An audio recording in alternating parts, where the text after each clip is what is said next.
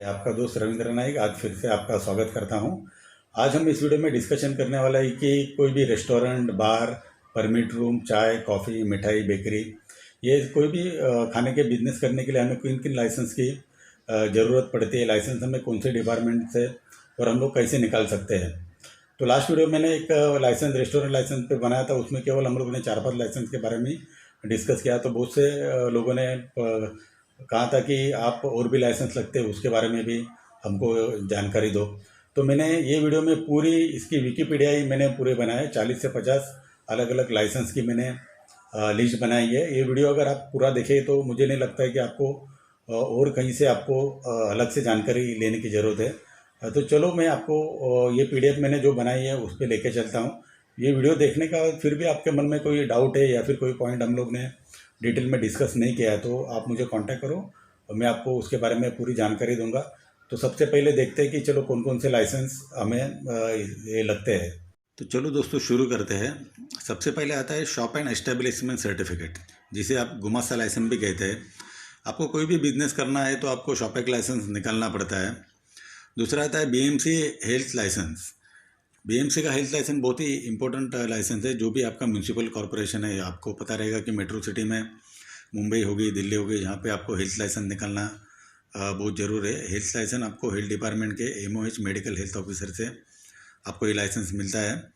Health licence पे मैंने एक अलग वीडियो बनाया है, उसकी लिंक डिस्क्रिप्शन बॉक्स में दी है, वो आप चेक कर सकते हैं।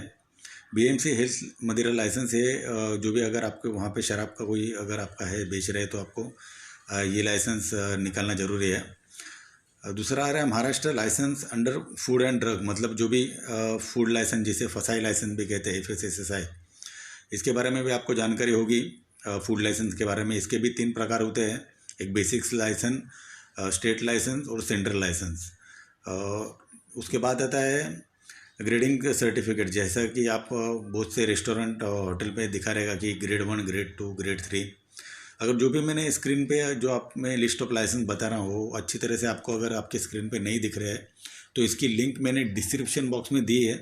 डिस्क्रिप्शन बॉक्स में आप जाके वो लिंक पे अगर आप लिंक खोलोगे तो आपको जो भी ये मैं आपके सामने स्क्रीन पे जो भी पढ़ के बता रहा हूँ वो उसकी पूरी लिस्ट आपको PDF फाइल मैंने जो बनाई है आपको दिख जाएगी। तो आप लिंक को क्लिक करके ये जो मैंने भी लिस्ट ऑफ लाइसेंस बनाया है वो आप जाके चेक कर सकते हैं। उसके बाद आता है जो भी आपको साइन बोर्ड फ्रेम है उसके बारे में भी आपको एक अलग से लाइसेंस लेना पड़ता है। मेडिकल हेल्थ सर्टिफिकेट, ये बहुत ही इंपॉर्टेंट पॉइंट है, इसके बारे में ज़रा सा थोड़ा ज़्यादा ध्यान देना। आपके रेस्टोरेंट या फिर आपका कोई भी फास्ट फूड या खाने की दुकान है, वहाँ पे आपके जो भी शेफ़ है या फिर किचन स्टाफ है, वेटर है, जो भी फूड हैंडलर है, जो खाना वो ये कर रहे हैं, तो उनका मेडिकली फिटनेस सर्टिफिकेट आपको हर साल में देना पड़ता है। आपको पता ही होगा कि बहुत से वायरस आ रहे हैं, बहुत सी बीमारियाँ फैल रही है। अगर आपके कोई स्टाफ को इसके बीमारी है तो आपका कोई भी कस्टमर आता है आपके होटल में तो उसको भी ये बीमारी फैल सकती है। इसलिए हेल्थ डिपार्टमेंट को आपको वो मेडिकली फिट है कि नहीं उसका सर्टिफिकेट आपको देना पड़ता है। ये बहुत इंपॉर्टेंट पॉइंट है। उसके बाद आता है ग्राइंडिंग स्टोन या फिर हेवी मशीनरी है तो उसका एक सर्टिफिकेट देना पड़ता है आपको। जो भी वाटर टेस्टिंग कनेक्शन या एक वाटर टेस्टिंग रिपोर्ट भी देना पड़ता है। आपके यहाँ पे जो भी आप पानी यूज़ कर रहे हैं वो साफ़ सुथरा है कि नहीं उसके बारे में। ड्रेनेज इंस्पेक्शन सर्टिफिकेट देना पड़ता है, एक प्रॉपरली एक लेआउट ड्रेनेज आपका प्रॉपरली ड्रेनेज लाइन आपने ली है कि नहीं उसका सर्टिफिकेट देना पड़ता है।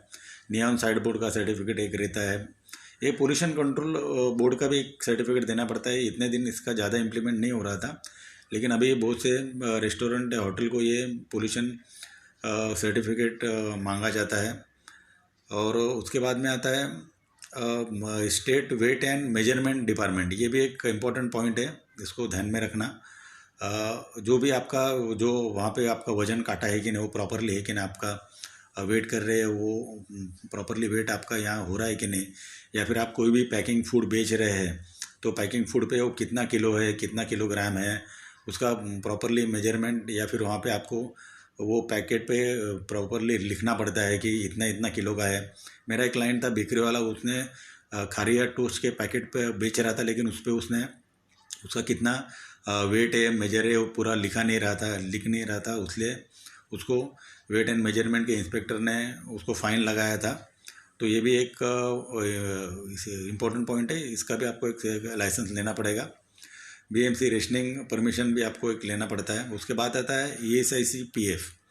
ESIC मतलब एम्प्लॉय स्टेट इंश्योरेंस कॉरपोरेशन। ये सेंट्रल गवर्नमेंट का एक रजिस्ट्रेशन रहता है, वो आपको लेना पड़ता है। अगर आपके पास 10 या 10 से ज़्यादा वर्कर लोग काम कर रहे हैं तो आपको ये ESIC रजिस्ट्रेशन करना पड़ता है। ये बहुत ही अच्छी बात है, इसके बहुत अच्छे फ़ायदे हैं एज ए मालिक को। अगर कोई भी वर्कर का एक्सीडेंट होता है, वो बीमार पड़ता है या फिर उसकी मृत्यु होती है, तो उसको इंश्योरेंस का भी बेनिफिट मिलता है। उसको बीमार है तो उसको हॉस्पिटल का भी उसका खर्चा ESIC प्रोवाइड करता है। और इसका जो भी मंथली इसका पैसा भरना रहता है वो भी कुछ ज़्यादा नहीं रहता है। तो ये सर्टिफिकेट से अगर आपको रजिस्ट्रेशन करते हैं तो आपका बहुत सा टेंशन कम हो जाता है। और दूसरा आता है प्रोविडेंट फंड, जिसे EPFO भी कहते हैं। 12% आपका 12% वर्कर का पगार में से ये कट होता है। ये अच्छी सेविंग स्कीम है भारत सरकार की। मैं खुद PF ESIC का कंसल्टेंट हूँ। इसके बारे में अधिक जानकारी आपको चाहिए तो आप मुझे कांटेक्ट करो, मैं आपको इसके बारे में ज़्यादा डिटेल में बताऊँगा। अलग अलग रजिस्टर आपको मेंटेन करने पड़ते हैं, जैसे मेंटेन रजिस्टर हो गया। उसके बाद में ये सब का बाकी के पॉइंट आते हैं प्रोफेशनल टैक्स के। आपको एक प्रोफेशनल टैक्स रजिस्ट्रेशन करना पड़ेगा, जिसे PT कहते हैं। प्रोफेशनल टैक्स की भी 2 सर्टिफिकेट होते हैं, PTR और PTRC, जो एक मालिक का रजिस्ट्रेशन रहता है और एक स्टाफ के लिए एक अलग रजिस्ट्रेशन करना पड़ता है। हर महीने आपको PT का चलन बना के आपको भरना पड़ता है। उसके बाद में एक इलेक्ट्रिक डिपार्टमेंट का परमिशन लेना पड़ता है।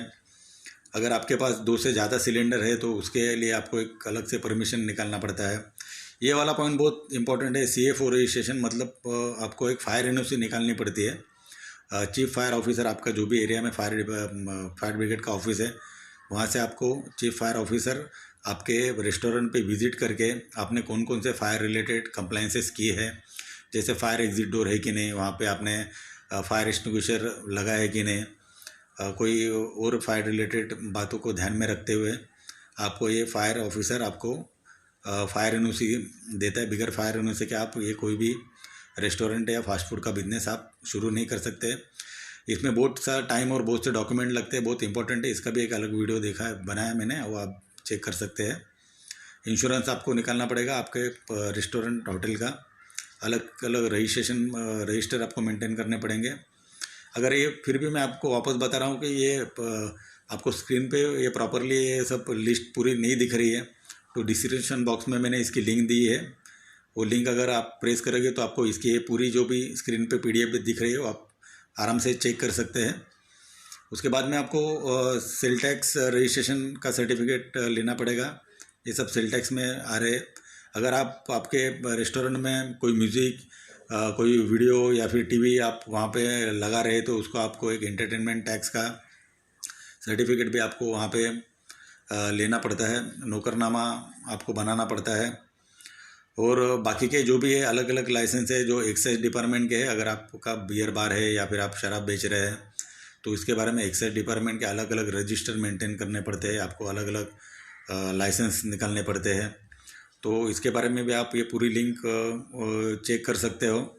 ये बहुत से पॉइंट है, इसके बारे में अगर हम लोग पूरी तरह से डिस्कशन करने जाएंगे तो ये वीडियो 3-4 घंटे का आराम से बन सकता है। इसलिए मैंने आपको ये बहुत ही शॉर्ट में मैंने बताया है।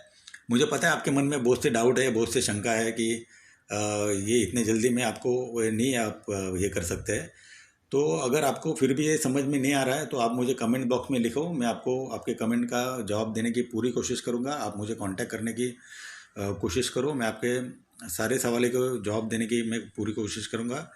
ये इतने लाइसेंस है कि, लेकिन एक एडवाइस मैं आपको दूंगा कि आप ये कोई बिज़नेस प्रॉपरली अच्छी तरह से आपको लॉन्ग टर्म के लिए करना चाहते हैं तो ये लाइसेंस आपको निकालना बहुत ही ज़रूरी है। और भी कोई आपको मन में शंका है तो आप मुझे पूछ सकते हो। अगर आपको वीडियो अच्छा लगा तो इसे लाइक कीजिए, शेयर कीजिए, चैनल को सब्सक्राइब करके बेल बटन दबाइए। धन्यवाद।